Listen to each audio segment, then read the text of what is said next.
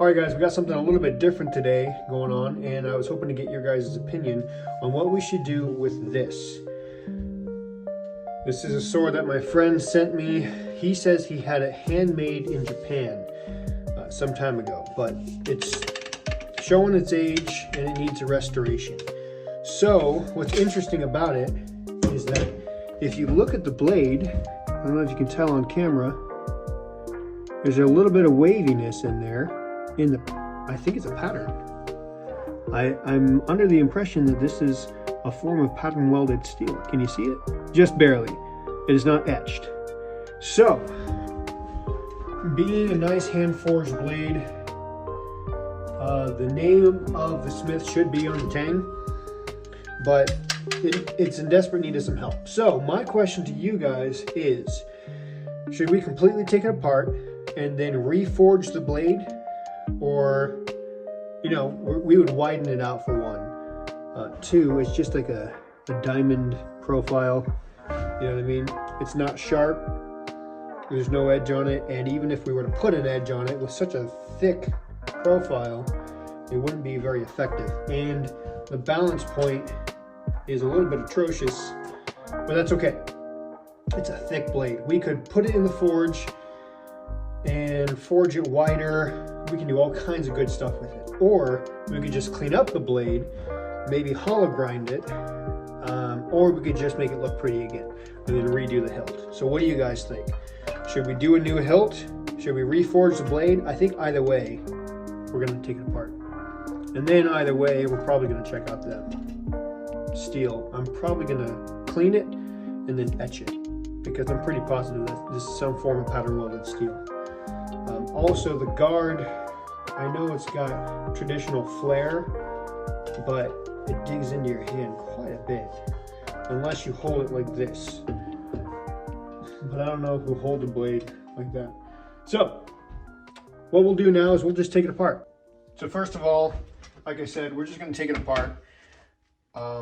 Exactly how, I don't know, but we're going to figure it out. So let's see what we got. That's nice and loose, but the handle is very secure. So let's see if we can, safety first. It's not sharp, but it's not dull. Let's see if it just pops off. I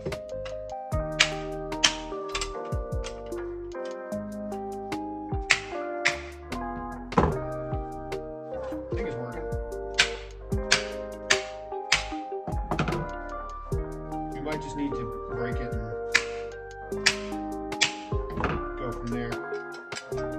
Probably. Okay, we're gonna break it. Okay, so it might be there. Just a little elbow grease.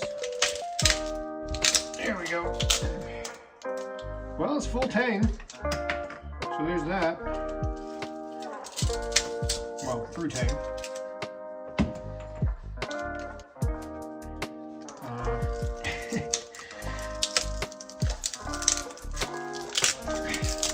This is kind of a horrible feeling. This is not what you're typically trying to do. Okay. Is it threaded?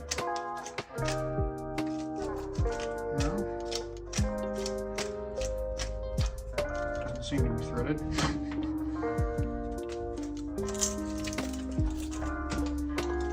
I want to preserve as much of the metal as I can.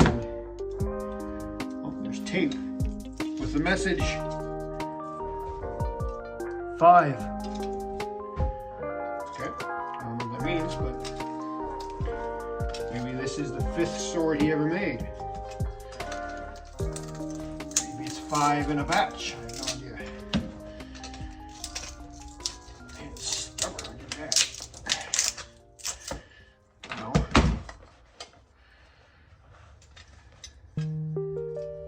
Oh, hey, look at that. There's a through tang. That's why it was sticking. All right, well, cut that off real quick. Okay, So we just nip the tip, pull this guy off, and now we got all of the rest of this wood, which, you know, didn't look that bad, really.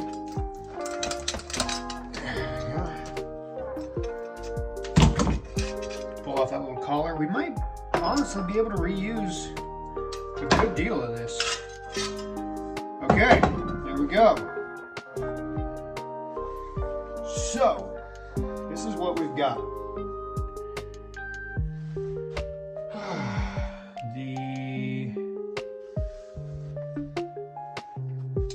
It's not bad, but it's got some issues. Again, the blade is very thick, which is going to prevent it from having a nice clean cutting profile. The edge wanders a little bit. It's just a little bit dirty, but it is definitely some patterning going on. So, and the other issue is that the tang is very slim. Very slim, very small. So weight-wise, I mean, so even if we just added a fuller, you know? But looking at this, I think, see, that's just huge.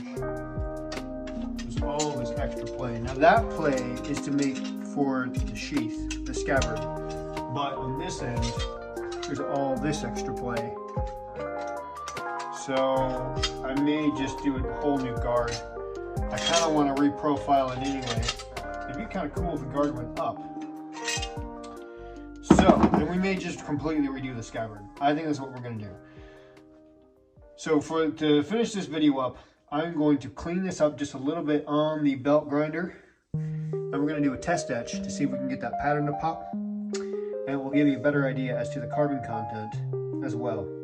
And then we'll get some suggestions from you. So let's go clean it up. So what we're going to do is use the contact wheel, because I like using that guy. And we're going to use a Scotch-Brite wheel. And that will help us to just clean it up a little bit and give it a nice even finish so that we can test etch it just to see what it looks like.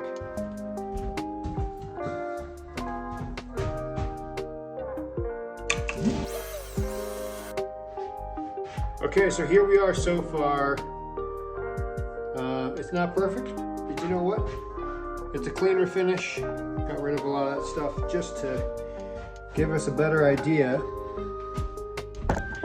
See if I can get some light on it and show you this patterning. It is definitely pattern welded steel. See that? So let's dip it, and we're gonna see how it looks. All right, so here's what we got. It took an etch, and I'm looking at it. It's not a bad etch. This is just a test, but so it's a little ugly, but we'll clean it up. But I also file tested it. It is not hard anywhere along the blade. So I don't know if that means that it is not hardenable. The best bet would be hit it on a grinder and watch the sparks. And I think that's what we gotta do, because I gotta know. So let's do a spark test.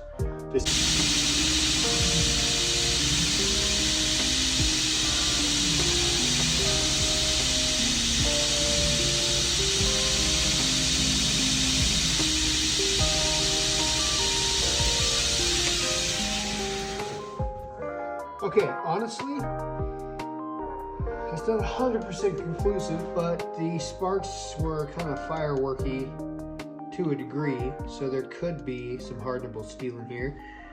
I mean, it just hasn't been hardened. Yeah. It's very soft. Look at that. That's enough to make it bend. Just a little bit of pressure. So, see, it's all crooked now. So what do you guys think? I'm gonna leave this up to you. So let me ask you guys, what would you like? Would you like to see me try to turn this into a blade?